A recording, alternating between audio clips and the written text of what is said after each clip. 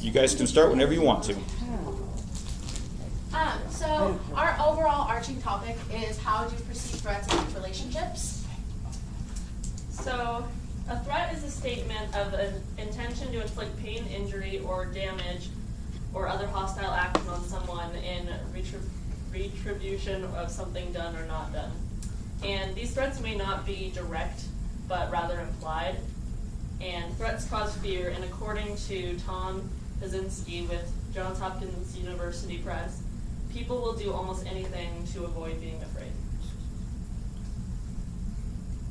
So my topic was the fear of voice, or in this case, the lack thereof. So an example that I looked at was the Jewish community, or anti-Semitism. And anti-Semitism is a hatred towards Jews. And so historically, looking at that, we can think about the Holocaust. And the leader of Germany during the Holocaust time was Adolf Hitler.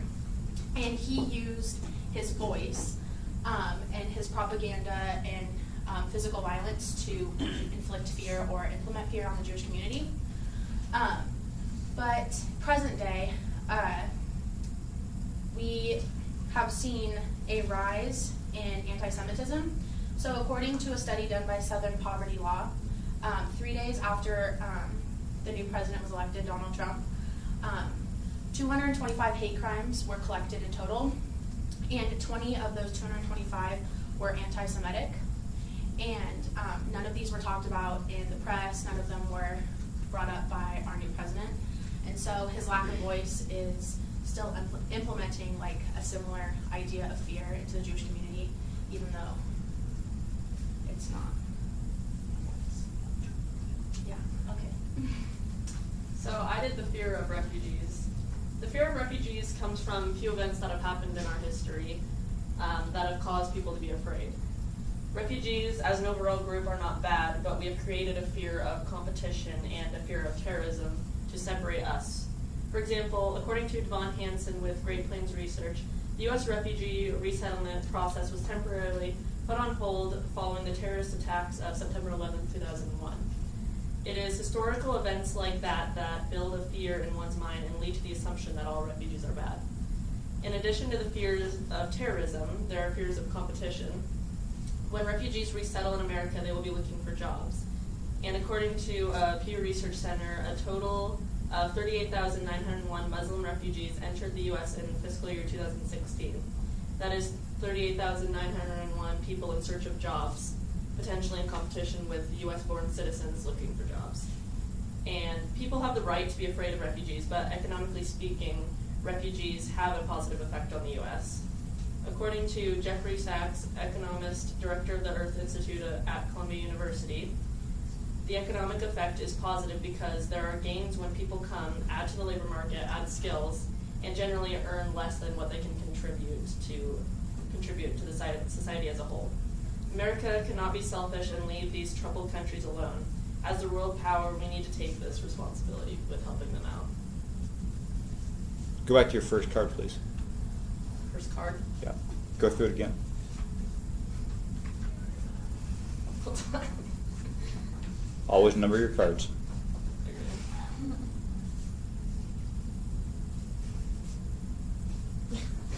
Raelynn, start. I'll come back to Kayla. Okay, so mine was the fear of the Islamic State.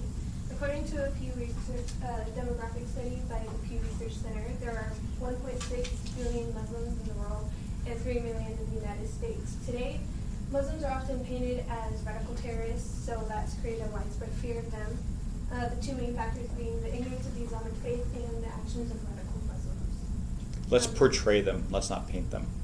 I keep saying paint. It's all right. I might say too. It's okay. Portray. In 2010, former President Obama's counterterrorism advisor John Brennan lamented that groups such as Al-Qaeda have perverted Islam and have corrupted the concept of Islam, so that they're able to attract these individuals. And by individuals, he was meaning extremists.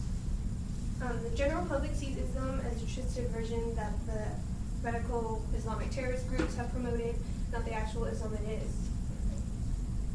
Oh, never mind. I haven't made my slides yet. It's okay.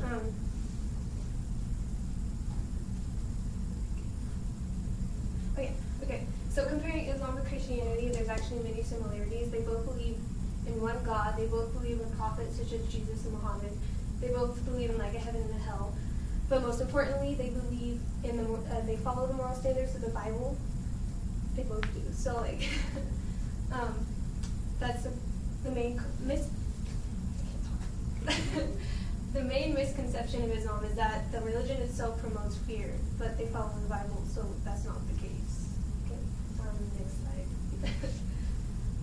According to the Gallup Muslim West Fast Project's analysis of growing prejudice against Muslims, a total of 53% of Americans are not favorable of the Islamic faith, and 63% of Americans know little to nothing about Islam. So as we continue to live in ignorance of the faith, we continue to live in fear. Next slide.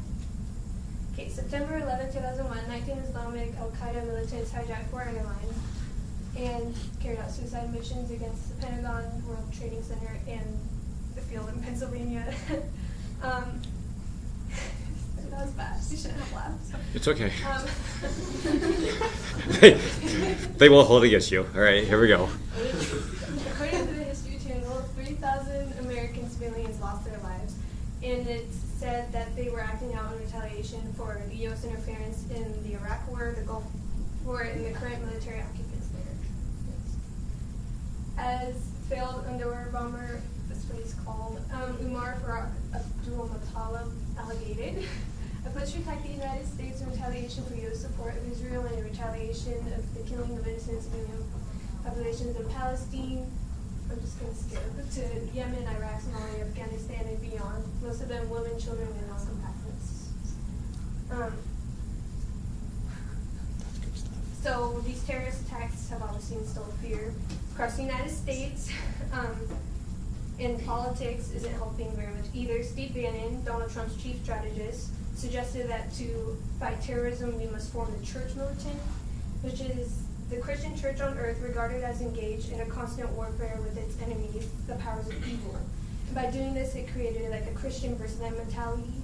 So it's like a Christian versus Muslim kind of deal, or a Christian nation, so it's not very good.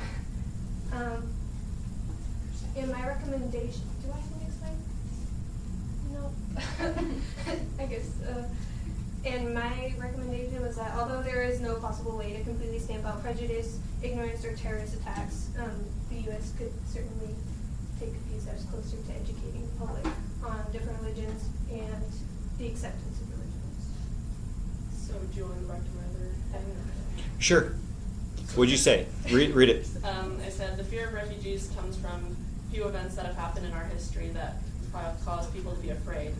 And refugees as an overall group are not bad, but we have created a fear of competition and a fear of terrorism. Okay, so I'll talk to you about that in a second. All right, let's finish up. So, the limitations of land are by keeping refugees out of the U.S., America may be keeping themselves safe from,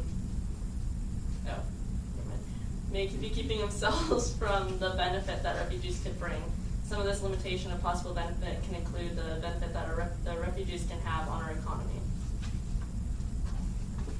And so our overall call to action is we just need to essentially educate ignorant people or ignorance on the Jewish community and hatred and anti-Semitism, refugees and how they're positively benefiting us, and the Islamic faith and how it's all different, but we should still accept it because they accept us.